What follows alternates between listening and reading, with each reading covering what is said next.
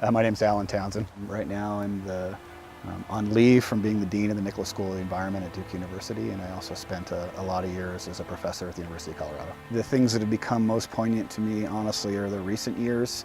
I think we have known in the community for a long time what we were likely to be facing, and that people in our own lifetimes are likely to feel the effects.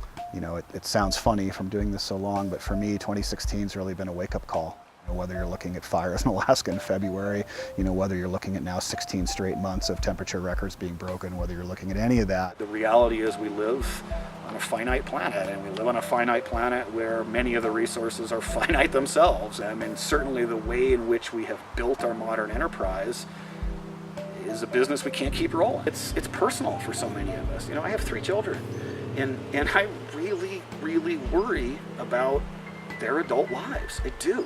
This is an issue of, the things we all like to say we think about, but in terms of, leaving the world a better place for our children and their children, this is something we better work on if we want to do that. This is fundamentally a human problem, and it requires human understanding and human dynamics to both address and solve. There's a lot of focus on the big level stuff. Our country needs to change this policy or that policy. Yeah, we do. We got to do some things differently, and a lot of countries do. But ultimately, it's up to all of us. We're not as data limited right now as we are ability limited to work together.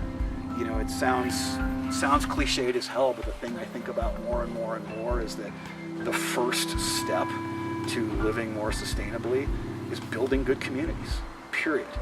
And that, I think, has a whole bunch of things that we need to think about. How do we raise and teach our children? How do we work with each other? How do we try to step outside our own preconceived notions and listen to what other people are saying? And if we do that better, that, I think, is the critical first step. The tough thing is it's only the first one. We're still nibbling at the edges of where we need to be. But if you dig deeper,